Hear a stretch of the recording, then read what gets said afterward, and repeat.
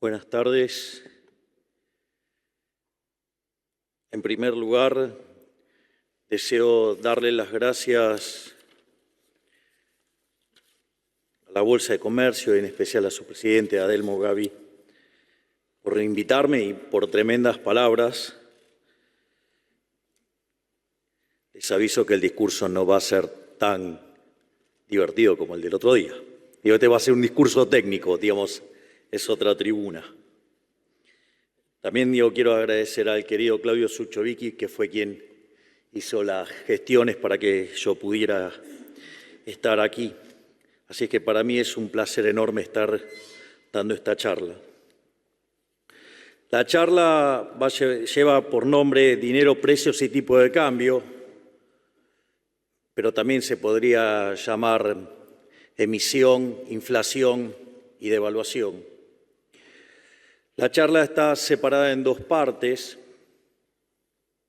Hay una introducción teórica que creo que vale la pena hacer a la luz de la paupérrima calidad del debate doméstico, donde me sorprende a diario las carencias y falencias de nuestros profesionales en economía, lo cual hace que uno tenga que estar lidiando en algunos casos con la ignorancia y en otros casos o con egos exagerados que no pueden aceptar que se equivocan. En ese sentido, la introducción teórica va a ser de mucha utilidad para entender lo que viene en la parte 2, qué es lo que estamos haciendo, es decir, saber por qué estamos haciendo lo que estamos haciendo. En el fondo, lo que va a terminar siendo esto es demostrar que el ministro Luis Caputo es el mejor ministro de Economía de toda la historia argentina.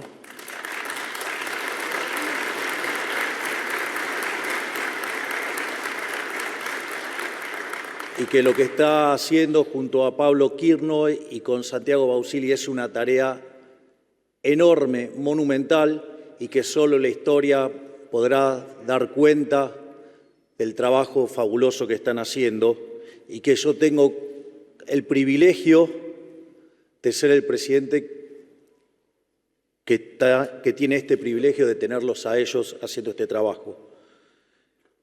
Por ende, hoy me vuelvo a poner el traje de economista también y voy a tratar de dar mi explicación de lo que está pasando y cómo vamos a terminar saliendo. Así es que no va a ser atractivo como el discurso de Tucumán. Lo primero que hay que comprender es la forma en la cual nosotros los economistas construimos la teoría económica, porque es con lo que después tenemos que, como caja de herramientas para aplicar y para tomar las decisiones que tomamos. Entonces, lo primero que hay que comprender cuál es la lógica, digamos, de lo que se llama equilibrio general. El equilibrio general es el mismo campo de aplicación que la macroeconomía, pero con microfundamentos. De hecho, hoy toda la macro moderna casi que se limpió totalmente de toda esa tierra, barro y pestes que implicó el keynesianismo. Pero bueno, eso pasa en otros lugares, acá no, entonces seguimos discutiendo, no sé, digamos, la cuadratura del círculo, el helado caliente, cosas que, digamos, bastante complicado. Cuando uno se plantea la cuestión del equilibrio general, básicamente uno se hace tres preguntas, es decir, si el equilibrio existe, si es único y si es estable. Eso, digamos, la construcción de ese equilibrio surge de las funciones de exceso de demanda y buscar si existe el vector de precios que deja todos los todas las funciones de exceso de demanda en cero, es decir, que todos los mercados en equilibrio simultáneamente. Y eso se construye entonces a partir de las funciones de demanda de cada uno de los bienes de la economía, de cada uno de los factores de la economía por parte de los individuos y por parte de las firmas, que además las firmas son propiedades de los individuos. Y esas funciones de demanda y oferta tienen una característica, básicamente, que son homogéneas de grado cero. Es decir, que sean homogéneas de grado cero quiere decir que depende de los precios relativos. A su vez, digamos, si esto uno lo mira, estas funciones de exceso de demanda, que se componen de las funciones de demanda menos las funciones de oferta para cada uno de los mercados, son funciones que lo que describen es que cada un precio que uno le da, le contesta una cantidad. Pero eso no alcanza para, resolver el problema, porque, yo puedo tirar un vector de precios y me va a devolver un vector de cantidades y puede ser que ese vector de cantidades no sea de equilibrio. Entonces, los economistas creamos una ficción que se llama el subastador walrasiano, que lo que dice es que cuando la demanda supera la oferta, los precios suben y en el caso opuesto los precios bajan. Es decir, que si ustedes se fijan, es una función que cuando ustedes le tiran un precio, ahora les contesta una cantidad. O desde la cantidad le contesta un precio, para decirlo como corresponde. En ese sentido, en equilibrio general, también lo que construimos es una función compuesta entre estas funciones de exceso de demanda y la ley de Walras y el subastador walrasiano, y que si eso aplica en un conjunto que es convexo, cerrado y acotado y las funciones de exceso de demanda son continuas, entonces uno puede aplicar el teorema de punto fijo de Brouwer y entonces el equilibrio existe. Además, como estamos trabajando con funciones que son aplicaciones punto a punto, ese equilibrio es único y si asumimos que los efectos directos superan a los efectos cruzados, además el equilibrio es estable. Es decir, esas son las condiciones para las cuales uno, construye un modelo cuya solución existe, es única y es estable. Ahora, entonces lo primero que tenemos que tener claro que es este marco con el que trabajamos y es el marco donde pensamos y cómo diseñamos la política económica. Quiero contarles que la gran mayoría de los economistas no saben estas cosas, porque implica conocimientos de topología que no tienen. Entonces, por eso terminamos discutiendo cosas que verdaderamente son un sinsentido porque hay déficit de formación graves. Ahora, el otro problema es, que si yo tengo las características de este sistema, que es homogéneo de grado cero y que resuelve en precios relativos, quiere decir que ese sistema de ecuaciones no me contesta precios para todos los bienes. Me va a contestar precios para todos los bienes menos uno. De hecho, la ley de Walras dice si n menos un mercado están en equilibrio, el restante también lo está. Por lo tanto, es una ecuación redundante. Por lo tanto, no voy a poder resolver en n precios, sino voy a poder resolver en n menos un precios. Entonces, ahí es donde aparece la cuestión de lo que se denomina el numerario. Y el numerario es un bien que oficia como dinero y que básicamente es en el cual ustedes determinan el resto de los precios, de modo tal que el sistema le puedan encontrar una solución. Y en el fondo lo que está atrás de eso también son las características de lo que sería una economía de trueque. Ahora, el problema de la economía del trueque son dos, básicamente. Uno es lo que se llama el problema de la doble coincidencia. Es decir, yo, por ejemplo, le quiero vender algo a alguien, pero tengo que conseguir que justamente otra persona quiera comprar lo que yo tengo y él, además, tenga lo que yo necesito. Lo cual, en una sociedad grande, es un problema bastante complejo. Y aun cuando la tecnología me pudiera resolver esa situación, también tengo otro problema, que es Digo la indivisibilidad porque puede ser que yo sí quiera comprar pan, puede que el panadero quiera charlas de economía, pero el problema es que cuántos kilos de pan me va a dar. Digo, no necesito y no quiero tampoco tantos kilos de pan. Asumo que van a estar un poquito más caras mis conferencias, en especial después de que hayamos sacado adelante la Argentina. En ese sentido, aparte saben que estoy comprometido fuertemente con eso porque renuncié a mi jubilación de privilegio. Así que más vale que haga las cosas bien porque si no después me va a ir mal en el postpresidencia. Dicho esto, entonces los individuos no se pusieron a llorar, digamos, los individuos agarran y frente al problema, ¿qué hacen? Y tratan de encontrar una solución. Y esto es lo importante porque esto es lo que empieza a dar muestra de qué es el dinero. Y eso es lo que nos va a permitir entender la lógica de cómo terminar con la inflación, la lógica del programa que estamos haciendo, que es entender cuál es la naturaleza del dinero. En este sentido, el dinero viene a resolver estos dos problemas. En definitiva, el dinero no es ni más ni menos que un bien de intercambio indirecto. Es decir, yo no demando dinero para llevármelos al traje de madera. Yo demando dinero para comprar otros bienes, para facilitar los intercambios. Entonces, cuando el hombre encontró, esto de, cómo podía hacer para arreglar este problema, una de las cosas que descubrió que había algunos bienes que se intercambiaban mucho más que otros. Entonces lo que hacía era comprar esos bienes que se intercambiaban más, no porque quería ese bien precisamente, sino porque le servía de manera indirecta poder hacerse del resto de los bienes. Entonces así aparecieron las primeras formas de dinero. Entonces, por ejemplo, cuando el hombre era nómade, el primer tipo de dinero que usó, ¿cuál fue? El ganado. Básicamente, ¿por qué? Porque viajaba con el ganado.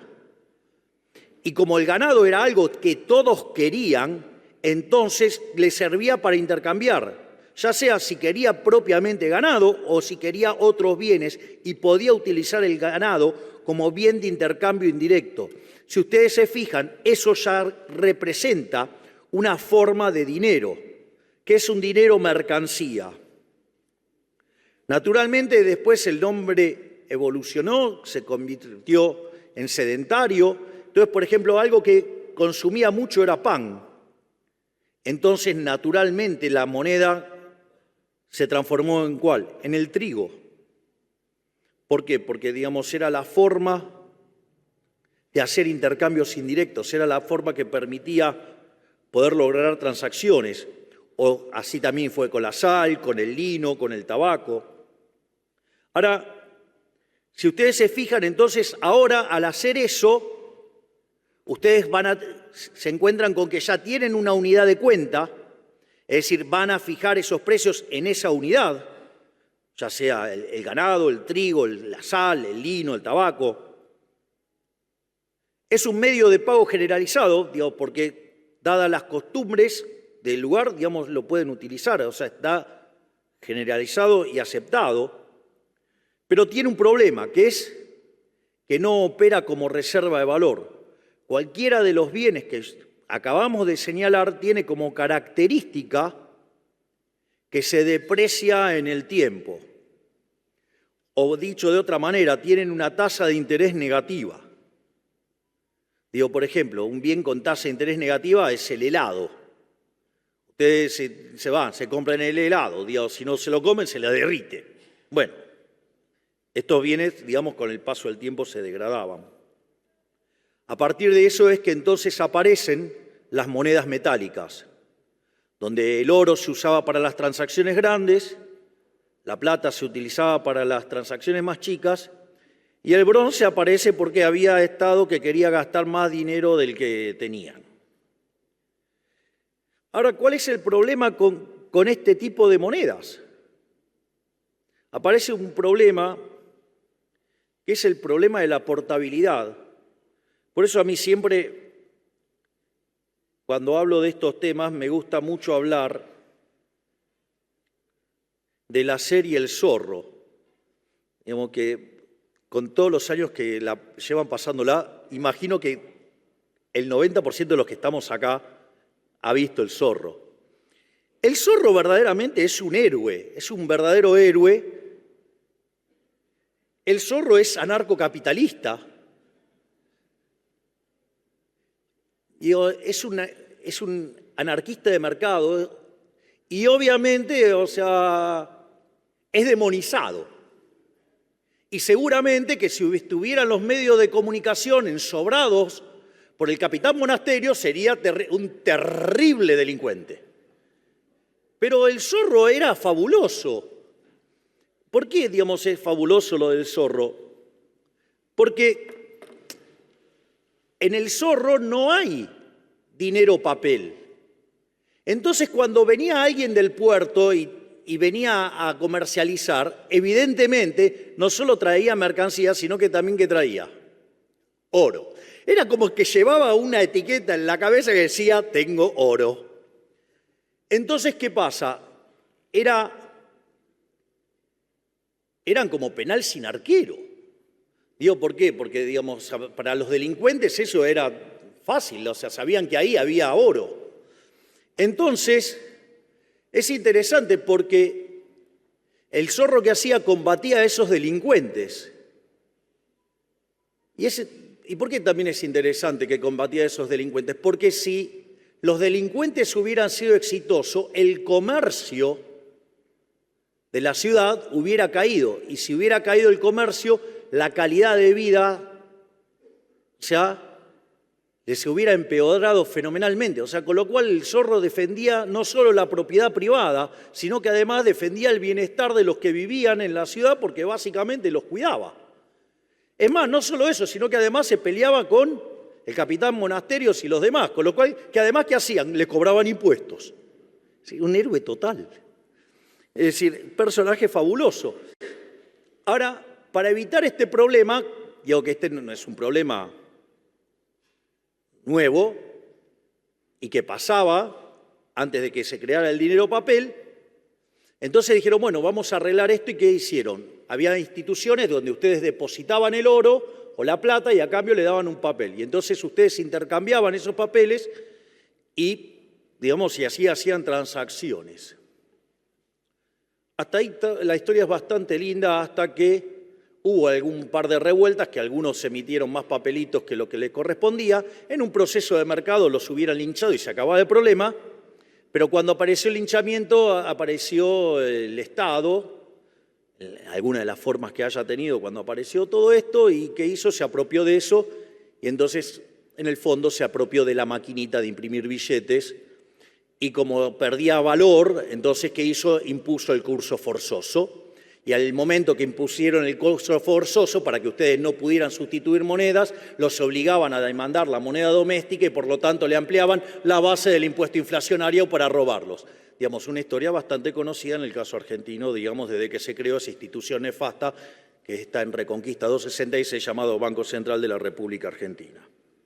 Con lo cual, como verán, no ahora, pero lo sigo teniendo en la mira. Entonces, ahora, ¿cuál es el punto? El punto es que si yo ahora entiendo la naturaleza de cómo aparece el dinero, primero que me resuelve un problema muy interesante, porque ahora, ¿qué voy a usar como numerario? Voy a usar como numerario el dinero. Al utilizar como numerario el dinero, ahora voy a poder resolver el sistema de ecuaciones del modelo de equilibrio general todo en términos de precio de los bienes, en términos de unidades monetarias. Es decir, lo primero que me permite es que ustedes no tengan que estar mirando los precios relativos estrictamente, sino que van a estar mirando precios determinados en la moneda doméstica, o sea, en pesos. Es decir, con lo cual, en términos de manejo de información, es un ahorro bastante considerable. Imagínense si por cada cosa que van a comprar estuvieran, haciendo todas las cuentas todo el tiempo, sería bastante... Creo que pasaríamos más tiempo haciendo la cuenta que... Igual seguramente encontraríamos la calculadora que lo resolviera, o sea, los hombres no nos quedamos quietos. Y tampoco necesitamos que el Estado nos arregle los problemas. Dicho esto, entonces, puesto así y sabiendo que el dinero es un bien de intercambio indirecto, eso quiere decir que la demanda de dinero es una demanda derivada, es decir, es una demanda espejo de lo que pasa en el lado real del sistema, con la demanda de bienes. Por lo tanto, si es una demanda espejo, si es una demanda derivada, que solamente existe a los fines de instrumentar mis planes de consumo presente y futuro, es decir, mi sendero intertemporal de consumo, por lo tanto, la demanda de dinero en el fondo va a depender del sendero de consumo. Y el sendero de consumo, en términos intertemporales, depende de lo que Robert Lucas Jr., que en paz descanse, decía, los parámetros profundos. Es decir, depende de las preferencias, depende de la tecnología y depende de las dotaciones. Que salvo que sean omniscientes, omnipresentes y omnipotentes, no lo saben y para nosotros está dado. Por lo tanto, en condiciones normales, si no estuviera el Banco Central imprimiendo billetitos, haciéndose una fiesta y arruinándole la vida a la gente, la demanda de dinero concretamente tendría que ser una función absolutamente granítica, porque depende de parámetros profundos de los cuales, o sea, están dados para cada uno de nosotros. Por lo tanto, no tendría ni por qué existir, digamos, el Banco Central, porque en el fondo, eso depende de nuestras preferencias. De hecho, el dinero es un invento privado, ni siquiera es un invento que inventó el Estado. Es decir, el Estado se lo apropió, que es otra cosa. Entonces, en ese contexto, si la demanda real de dinero está dada, el equilibrio monetario significa que los saldos reales tienen que equilibrarse con la demanda real de dinero. Es decir, que la cantidad nominal de dinero dividido el nivel de precios, eso va a tener que ser igual a la demanda real de dinero. Y ahora, ¿con qué nos encontramos? Con la naturaleza monetaria de la inflación. Porque entonces, si la oferta real de dinero tiene que ser igual a la demanda real de dinero, y la demanda real de dinero depende del sendero intertemporal de consumo, que a su vez depende de parámetros profundos que están dados, consecuentemente aparece la naturaleza monetaria de la inflación, porque en la medida que yo modifique la cantidad de dinero, lo que voy a estar es modificando el nivel de precios. Entonces, ahí nos vamos a encontrar con esta frase que utilizaba Milton Friedman, que la inflación es siempre y en todo lugar un fenómeno monetario.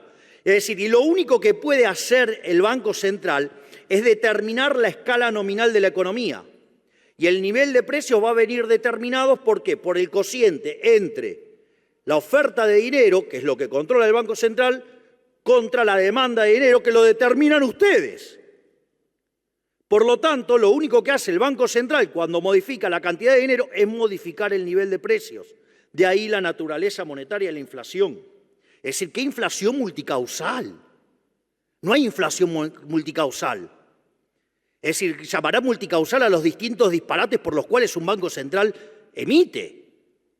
Porque el resto es pura zaraza. Es más, ¿quieren identificar mal los economistas? Yo se los voy a decir. Pídanle que le escriban la función de demanda de dinero. Si el economista le escribe una función de demanda de dinero que no depende del consumo y que depende del ingreso y de la tasa de interés, se los digo yo, es un bruto. Y voy a explicar por qué. ¿Por qué es un bruto si pone el ingreso? Porque en un modelo de equilibrio general, si verdaderamente hacen equilibrio general, como dicen que hacen, si hacen berretada keynesiana, eso es otro problema.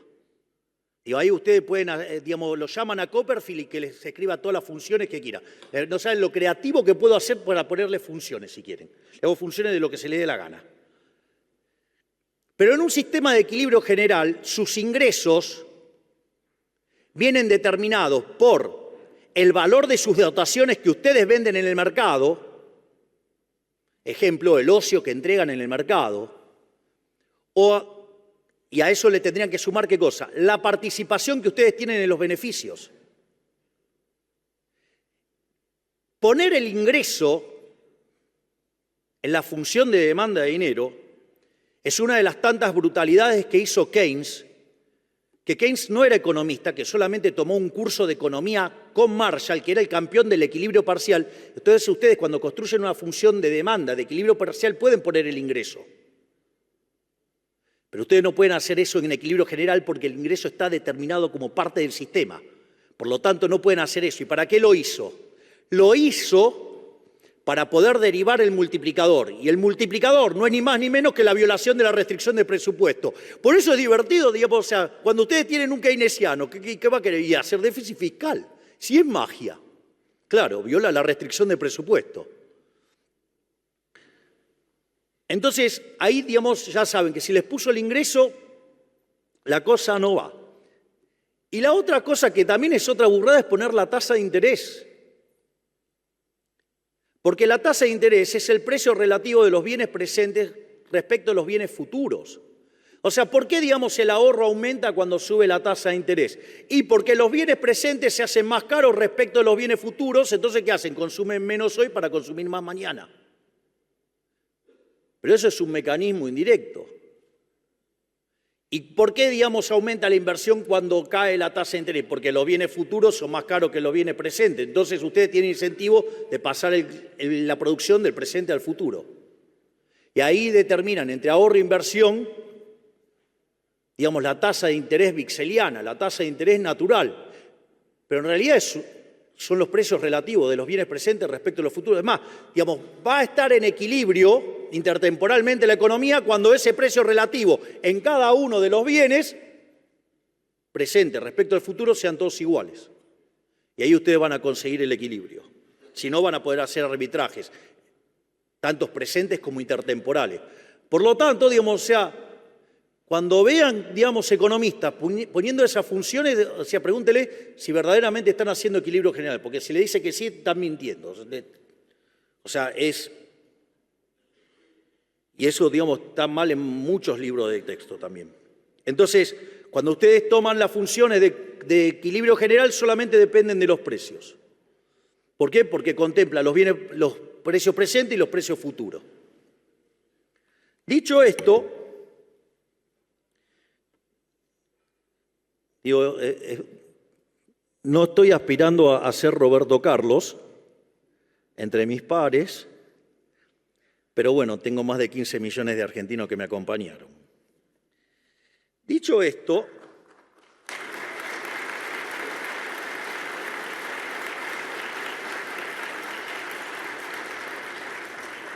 entonces, ¿qué es lo que pasa? Esto también tiene que ver con la definición de inflación. ¿Sí?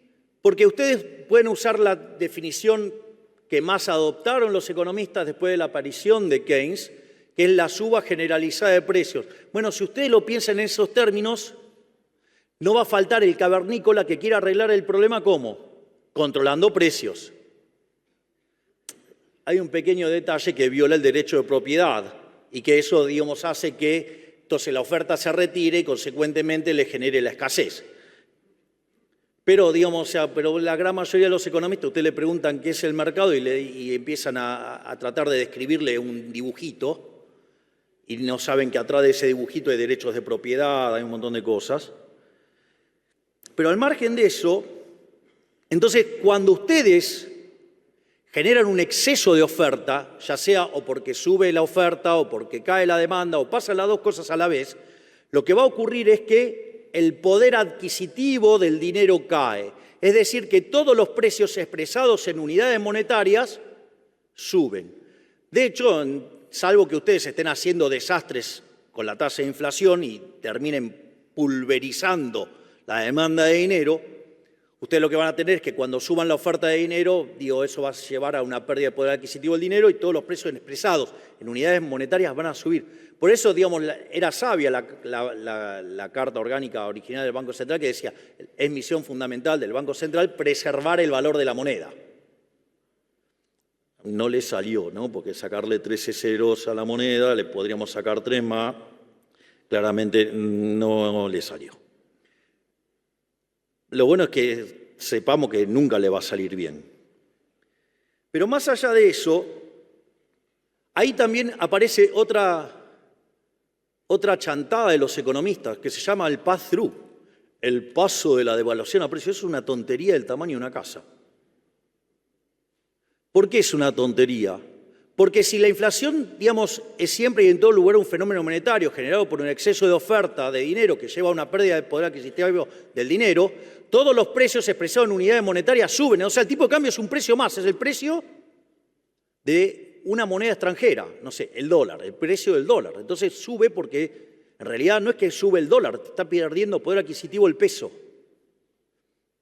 Y no es que hay, pass-through, en realidad, si en lugar de estudiar, solo post-Keynes, estudiaran un poco antes, van a descubrir que hay algo que se llama efecto Hume-Cantillon, que tiene que ver con la forma en la cual se van moviendo los precios. Entonces, si yo genero el exceso de oferta de dinero, va a perder poder adquisitivo el dinero. Ahora, ¿qué pasa? Como el dólar es un activo financiero, sube primero. Después de que sube el dólar, entonces van a subir los transables, después de los transables van a subir los mayoristas, después de los mayoristas los minoristas, y último en la cola, ¿quiénes vienen?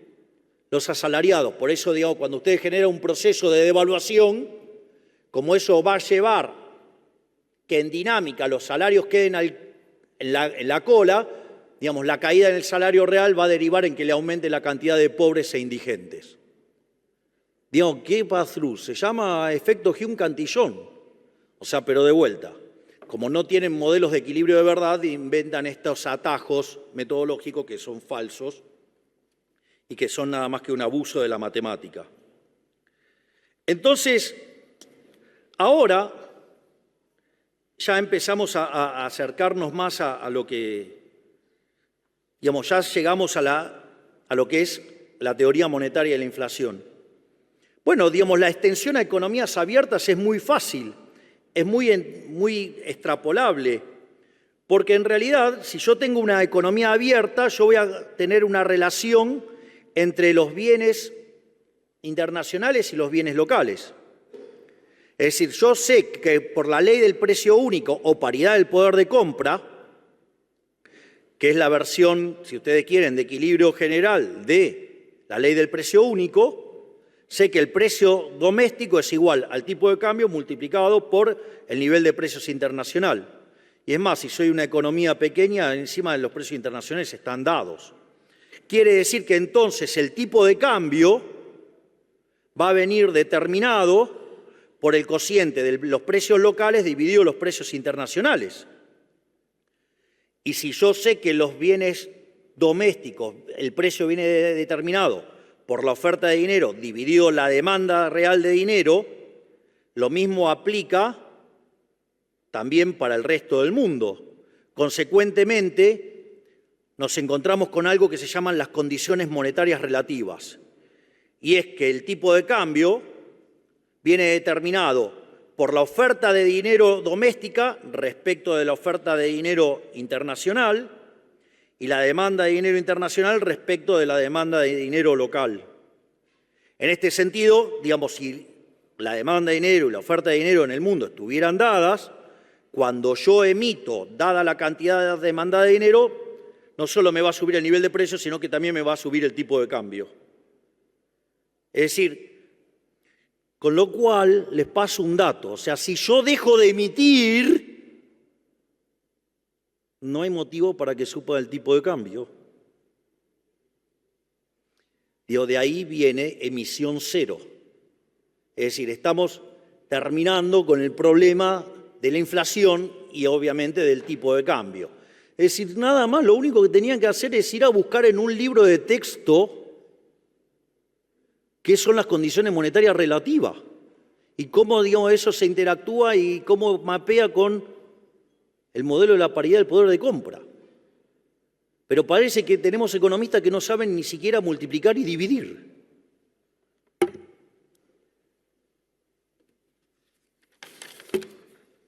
Entonces, ahora, ¿qué nos encontramos? Nos encontramos con la política monetaria.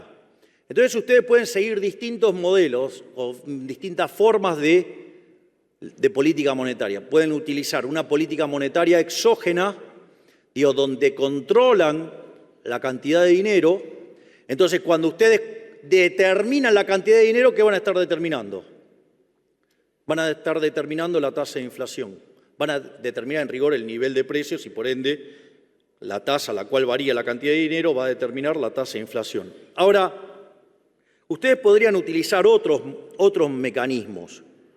O sea, por ejemplo, se podría utilizar el tipo de cambio. Es decir, ahora, cuando ustedes fijan el tipo de cambio, la cantidad de dinero queda determinada de manera endógena. Fíjense que en la expresión que señalé antes, ¿sí?, el tipo de cambio surgía del cociente de los precios locales en términos de los precios internacionales. Ahora, si yo fijé el tipo de cambio y los precios internacionales están dados, entonces lo que se me tiene que acomodar, ¿qué es? El nivel de precios. Y el nivel de precios viene determinado por el cociente entre la oferta de dinero y la demanda de dinero. Y dijimos que la demanda de dinero estaba dada, porque de hecho ustedes demandan dinero en función de su patrón de consumo, que depende de los parámetros profundos de la economía. Por lo tanto, la oferta de dinero, ¿qué va a pasar? ¿Se va a ajustar a qué? Se va a ajustar a la demanda de dinero tal que se genere ese nivel de precios que es consistente con la PPP. Y así es como funciona, por eso el dinero es endógeno. Ustedes lo que van a tener es que, según cómo se vaya moviendo la demanda de dinero, digamos, el Banco Central, por ejemplo, en la convertibilidad, cuando aumentaba la demanda de dinero, lo que hacía era, digamos, ¿qué hacían? Agarraban los dólares y se los vendían al Banco Central. Y ahí emitía el Banco Central. Entonces se expandía la cantidad de dinero. Y cuando ustedes no querían dinero, digamos, iban y le vendían los pesos al Banco Central, se llevaban los dólares y caía la cantidad de dinero. ¿Es la única forma de hacer la política monetaria endógena? No. Podrían agarrar y pensar en términos de controles de precios y fijar los precios. Ahora, si ustedes van a fijar los precios y el precio internacional está dado, el tipo de cambio ya les quedó determinado. No se empeñen en querer fijar el tipo de cambio y fijar los precios porque, salvo que, de vuelta, sean tan fatalmente arrogantes que creen que pueden determinar todos los precios de la economía, para lo cual habría que ser omniscientes, omnipresentes y omnipotentes, o sea, deberían ser el creador. Hay algunos economistas que tienen un ego que creen que pueden, pero les diría que no pueden. Digamos, Hayek les demostraría claramente que eso no se puede hacer. Ahora, la otra es fijar la política monetaria mirando los salarios. Y si ustedes los miran los salarios, ustedes podrían ahí construir un bicho monstruoso donde los precios son un markup sobre los costos, siendo el costo el salario, y ahí hasta más pueden derivar el modelo de puja distributiva. Ahora, lo otro que hay que decir es que el modelo de puja distributiva es, digamos, si todo lo que dije antes los economistas es de brutos, bueno, esto es muchísimo más bruto. Es decir, hablar de la puja distributiva es casi como la exaltación suprema de ser un bruto. Porque decir que el precio es un markup sobre los costos implica que no se enteraron que apareció un hombre en 1871 llamado Menger y creó la teoría subjetiva del valor. Es decir, ustedes estarían ahí determinando los precios por los costos. Es decir, al menos Guillermo Moreno cuando lo dice, por lo menos lo dice en la cara. No tiene pretensión de mostrarse como un iluminado. Lo complicado es gente que se puede hacer, digamos, o sea, denominar razonable como economista en términos de teoría de valor y después utiliza, digamos, los costos para determinar los precios. Eso es bastante más complicado. Dicho todo esto, entonces ahora estamos en condiciones de ver qué fue lo que pasó en Argentina. digamos, y por qué, digamos, mi respeto y admiración por Toto Caputo y todo su equipo, obviamente.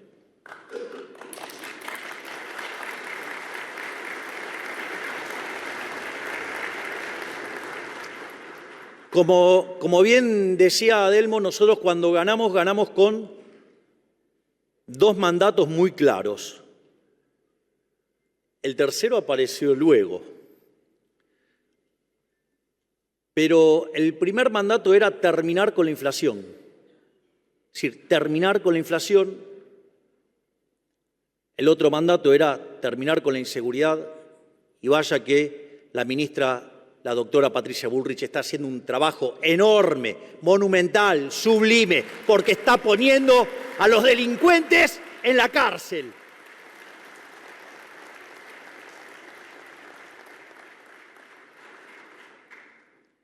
Y obviamente también un derivado, digamos, del ajuste que hicimos es que a la pobre ministra de Capital Humano le pegan por todo lado. ¿Por qué? Porque está descubriendo choreo por todo lado y entonces como está denunciando a todos los chorros, les pegan por todos lados. Pero, digamos, también estamos yendo por la corrupción.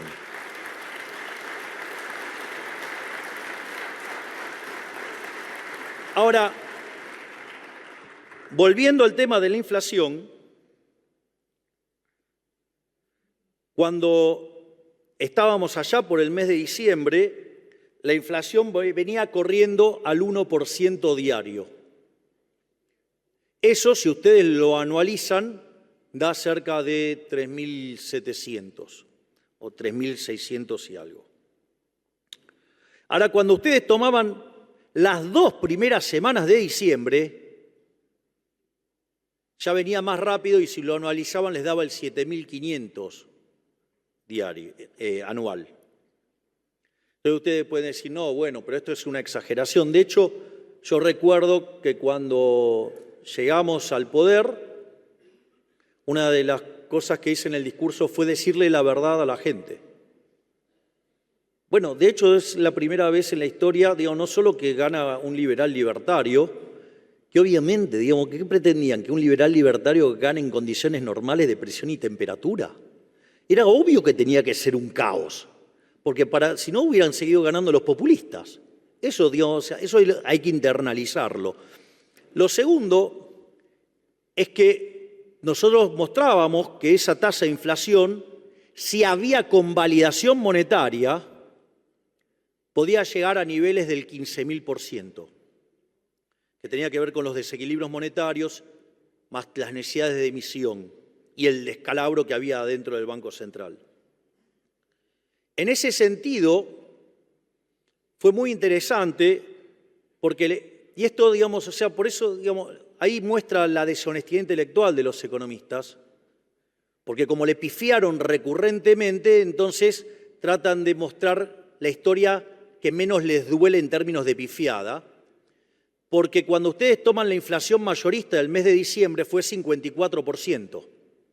Si eso nosotros hubiéramos convalidado monetariamente, es decir, no hubiéramos hecho el ajuste fiscal, y ahora voy a explicar cada una de las cosas que hicimos, ¿qué es lo que hubiera ocurrido? Hubiera habido convalidación monetaria y la inflación efectivamente hubiera sido del 17.000%.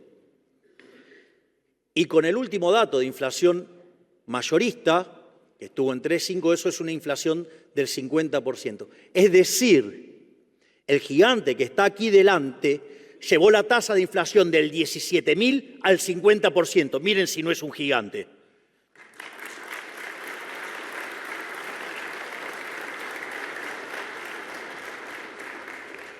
Ahora, pero entonces, digo, ¿y cómo funcionaba esto? Bueno, si nosotros decimos que la inflación es siempre y en todo lugar un fenómeno monetario generado por un exceso de oferta de dinero, que hace que el poder adquisitivo del dinero caiga y los precios expresión en unidad monetaria suban, lo que había que cortar era la emisión monetaria. Y ahí nos encontrábamos que teníamos un déficit consolidado de 15 puntos del PBI, donde 5 puntos estaban en el Tesoro y 10 puntos estaban en el Banco Central. Entonces, lo primero que hicimos fue ir a déficit cero. Esto es muy interesante porque nuestra hipótesis era lograrlo a lo largo del año 2024. Y ahí, digamos, el equipo de Toto tiró todo lo que había que tirar como para que lo pudiéramos lograr. Y hay algo que es muy interesante y que vale la pena que lo sepan. Es decir, nosotros decidimos cortar la obra pública de Cuajo, decidimos cortar las transferencias discrecionales a provincia de Cuajo, decidimos borrar a los intermediarios de la pobreza, con lo cual con el mismo dinero la gente estaba mucho mejor porque se bajaba el costo de transacción, o sea, el choreo. Tío. La gente Recuerdo que cuando, digamos, esa fue una acción coordinada entre la doctora Bullrich, la ministra Petovelo y el ministro Ferraro, que estaba a cargo de infraestructura. Una de las cosas que hicimos fue quitar la prestación del plan social. Cuando hicimos eso, verdaderamente nos dijeron de todo. La cantidad de cosas que le dijeron a la ministra Petovelo fueron enormes. Pero eso tenía un motivo. ¿Por qué? Porque los beneficiarios de los planes sociales cobran en una tarjeta. Pero ¿dónde está la trampa? Cuando necesitan que le verifiquen que habían tenido que trabajar. Y ahí era donde perdía la mitad del plan social. Entonces, en ese sentido, al quitar, dijimos que transitoriamente se quitaban la contraprestación. ¿Qué es lo que sucedió? No tuvieron que ir a firmar. Al no necesitar la firma, ¿qué pasó? Se le duplicaron los ingresos. Naturalmente, a los 3 días, el señor Beliboni nos estaba amenazando con una marcha, en la cual decía que iba a meter 50.000 personas en la plaza, cuando en realidad él decía ese número porque esperaba meter 100.000. Y ahí pusimos en marcha la nueva doctrina de seguridad, digamos, y el que cortaba la calle no iba a cobrar, además, el que cortaba, digamos, además iba a tener consecuencias. Y no solo eso, sino que además utilizamos la red de transporte para comunicarle a la gente que no necesitaban ir a la marcha, que no tenían que ser extorsionados. Si eran extorsionados había un número para denunciar, que aviso que ya llevamos cerca de 20.000 denuncias, o sea, ejecutando, digamos, y haciéndole pagar consecuencias a aquellos que han extorsionado a los más vulnerables. Entonces, en ese sentido, ¿qué es lo que sucedió? Se quedaron sin poder de fuego. Y recuerdo que pusimos en la calle más de 12.000 efectivos y terminaron yendo 3.000. O sea, y ahí, a partir de ahí también pusimos en orden la calle, pusimos en orden los temas de seguridad y empezamos a dar esa batalla donde tenemos éxitos rutilantes como cuando las fuerzas federales ingresaron en Santa Fe y hicieron bajar la cantidad de homicidios, por ejemplo, un 70%. Es decir, logros, no palabras, no relatos, logros.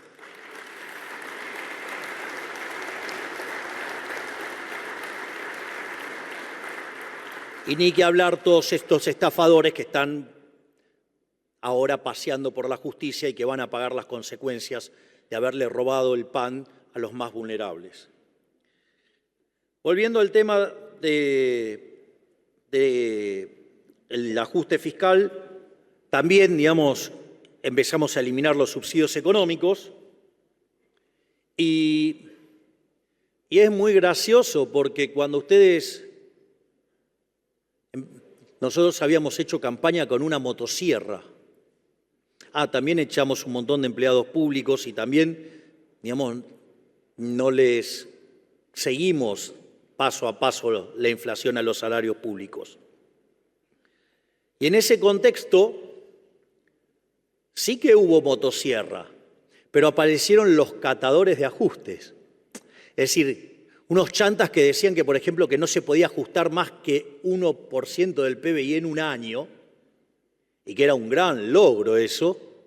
Claro, frente al fracaso de que nosotros alcanzamos el déficit cero en el primer mes de gestión, empezaron con que no era sostenible.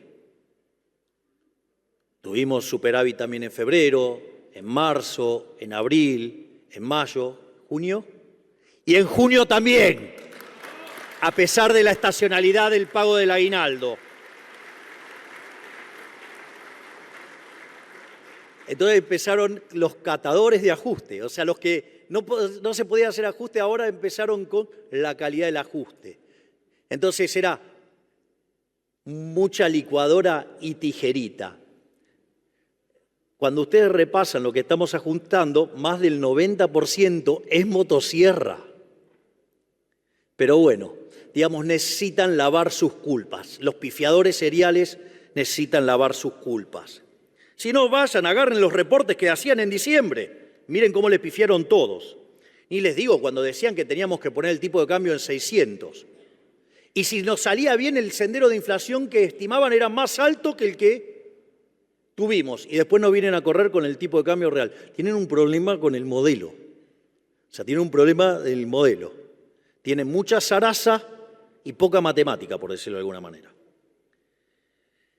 Dicho esto, ahora, ¿alcanzaba con eso? No, no alcanzaba con eso. Había que ir, porque eso solamente nos arreglaba 1/3 del problema. Los 2/3 restantes estaban en el balance del Banco Central. Y era fundamental terminar con el déficit cuasi fiscal. No solo porque eran 10 puntos del PBI, sino que teníamos un problema que era la emisión endógena. Y ahí también aparecieron otros problemas. Porque claro, muchos están acostumbrados a mirar cómo se hace la política económica afuera y de repente, no, y eso también, digamos, podríamos ir y levantar todos los informes de todos los que decían que había que poner la tasa de interés real en un terreno positivo. Ahora, si ustedes ponían la tasa de interés real en un terreno positivo, hoy estaríamos hablando que tenemos 10 veces los pasivos monetarios respecto de la base y estaríamos hablando del carry trade y de cuándo está ya la hiper. Es decir, con las visiones de esos genios. En lugar de hacer eso, pensamos más en términos de mercado y no en términos siomes de qué es la tasa de interés como problema monetario. Miren, digamos, la tasa de interés no es una cuestión monetaria. La tasa de interés existe porque existe el tiempo, tiene que ver con la sustitución intertemporal. Entonces, lo que había que hacer era arbitrar contra la moneda que el argentino, digamos, sale del peso, que era en dólares. Cuando ustedes hacen ese arbitraje, sí, claro, en términos reales la tasa daba negativa y al ser negativa nos permitió ir bajando ¿qué? Nos permitió ir bajando el peso de los pasivos remunerados, nos permitió ir bajando el déficit cuasi fiscal. Y al mismo tiempo, digo, porque sigue habiendo chantas que dicen, no, Argentina es insolvente. Miren, ustedes para determinar si un país es solvente o no, tienen que mirar si la relación deuda-producto es no creciente. Eso, digamos, se resuelve matemáticamente con una fórmula que se llama progresión geométrica convergente. Ahora, si ustedes tienen déficit cero, la deuda no crece, por ende, ustedes están en un sendero no creciente. Consecuentemente, el déficit cero es la manera más brutal de todas de asegurar la condición de solvencia intertemporal. Por eso es que el riesgo país pasó del 2.900 y llegó a tocar en algún momento 1.100 y algo, hasta que el Congreso empezó a hacer de las suyas con los degenerados fiscales, queriendo gastar como locos, y bueno, el mercado nos pasó la factura. Y como, digamos, todavía tenemos control de capitales, si ustedes compran dólares de manera indirecta, no de manera directa, al pegarle por la vía de la solvencia al precio de los bonos, está subiendo el dólar. Y sí, claro, mientras que los degenerados fiscales quieran hacer de las de ellos, y sí, lo van a ver en el precio de los bonos y obviamente lo van a ver en el dólar. Ahora, yo les voy a decir algo. Si los degenerados fiscales quieren pasar leyes que vayan contra el equilibrio presupuestario, ¿saben qué? Las voy a vetar todas. No voy a entregar el resultado fiscal.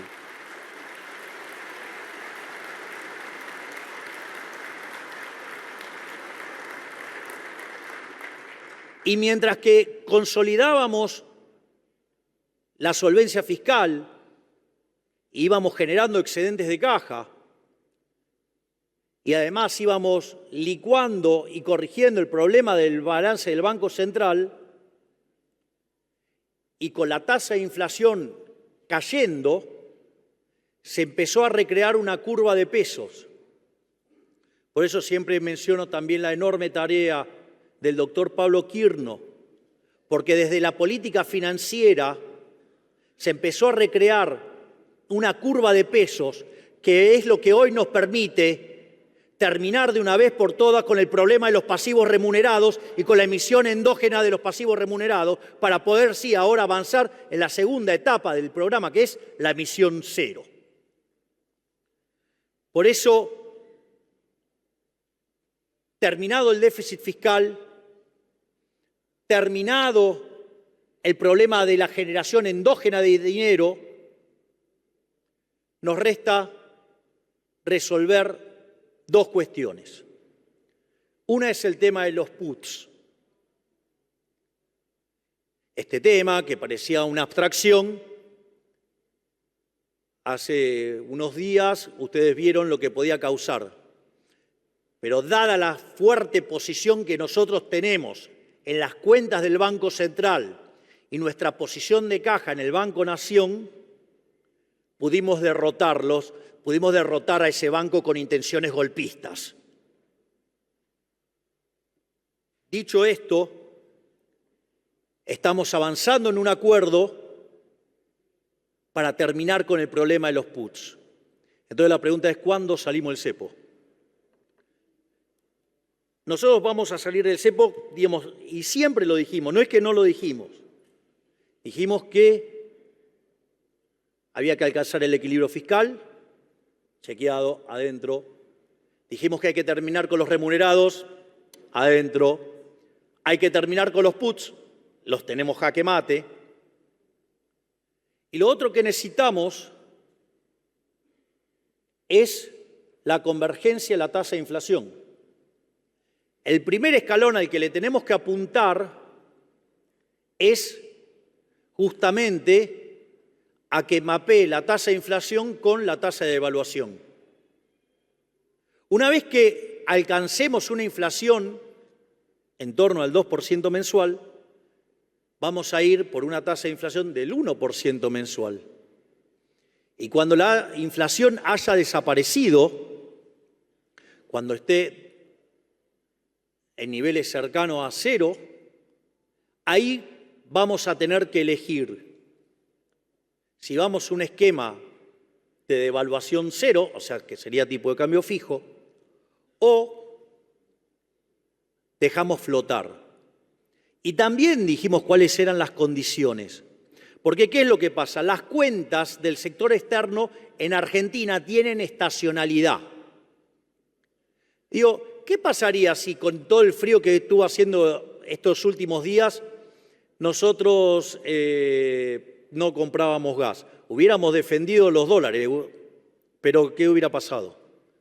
Digo, la hubieran pasado bastante mal en términos de frío. Si no, se los puedo explicar yo lo que fue para mí el otro día en Tucumán, que para poder usar la banda presidencial estaba de trajecito y sin ropa térmica. Tenía los dedos duros. Pero al margen de eso, las cuentas del sector externo, como uno tiene un sistema de crawling peg, digamos, en el fondo es como fijo de asaltos, implica que toda la variación viene por el lado de las cantidades y como en invierno tenemos que importar energía, entonces tenemos margen para perder más de 3.000 millones de dólares para que diga, bueno, vamos a ver qué pasa.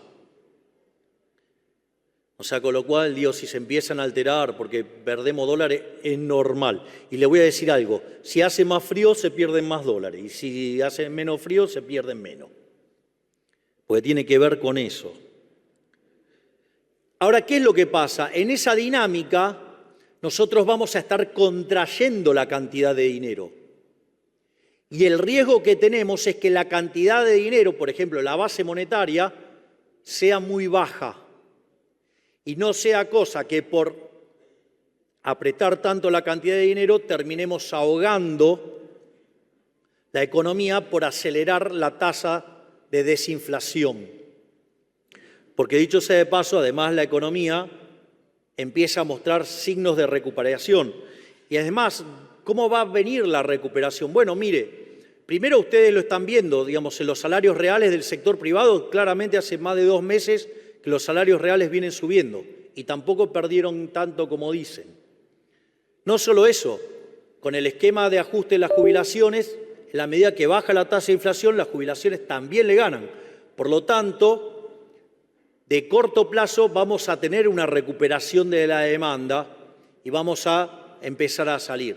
Además, ya habremos limpiado el problema de los stocks, porque cuando todos se venían a ver el desastre, ¿qué es lo que pasa? Se sobreestoquearon. Y entonces la consecuencia, ¿cuál es? Y que por un tiempo, digamos, la producción también cayó hasta que limpiaron los stocks. Ahora hay que recomponerlos, con lo cual ahí va a ir a empujar para adelante. Otra cosa que también va a empujar para adelante es el hecho de que Argentina es una economía que ha destruido su capital. Consecuentemente, el valor del producto marginal del capital es alto, es decir, los retornos reales de los proyectos son altos, por lo tanto, hay incentivos a invertir, aún con la vieja estructura jurídica. Como si fuera poco todo esto, el haber ahorrado 15 puntos del PBI, ese dinero ahora vuelve al sector privado, mientras que en diciembre del año pasado nosotros discutíamos si íbamos o no a una hiperinflación, hoy discutimos sobre créditos hipotecarios a 30 años.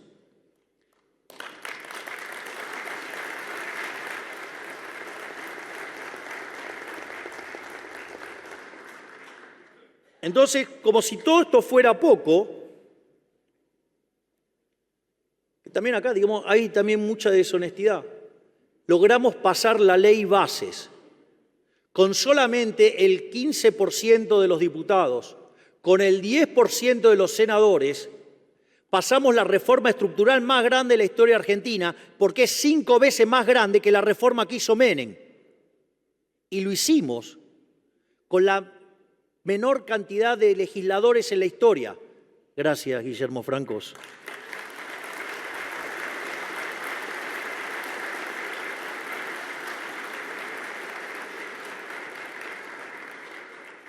Pero todo no quedó ahí, porque además está todavía vigente el DNU. Por lo tanto, la reforma es 8 veces más grande que la que hizo Menem, que fue la reforma más grande de la historia argentina. Entonces, cuando dicen, no tiene plan, ¿no tenés plan? Digo, 800 reformas estructurales, no hay plan. Pero le voy a decir algo, hay en la gatera 3.200 más. Vamos a ser el país más libre del planeta.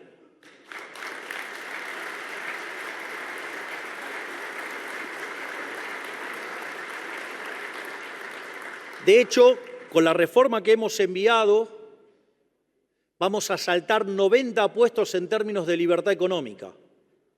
Por lo tanto, digamos, vamos a empezar a parecernos a países como Alemania,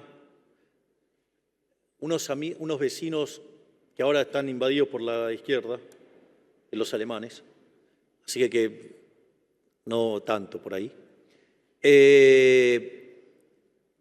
Y en ese sentido, eso nos pone en un sendero de muchísimo crecimiento económico, pero de vuelta, nuestro objetivo es ser el país más libre del planeta Tierra.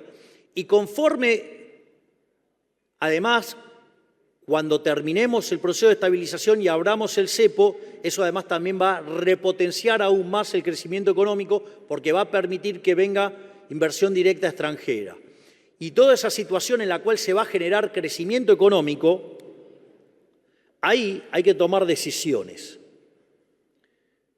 ¿Por qué? Porque cuando la economía empieza a crecer en serio, ya sea porque tiene bajo el stock de capital per cápita, ya sea porque tiene bajo los salarios, porque, digamos, lo que ustedes quieran, porque además estamos aportando 15 puntos de ahorro adicionales para fogonear el crecimiento, pero además tenemos las reformas estructurales y todo esto va a empezar a generar un crecimiento económico de largo plazo más grande. Es decir, vamos a entrar en un sendero de crecimiento más alto. ¿Y cuál es el punto central? Eso también va a generar que recursos fiscales. Yo me comprometo acá ante ustedes que esos recursos no van a ser para aumentar el gasto público. Esos recursos adicionales que genere el crecimiento se van a utilizar para bajar impuestos, para devolverle la libertad a los argentinos y para volver a crecer en serio.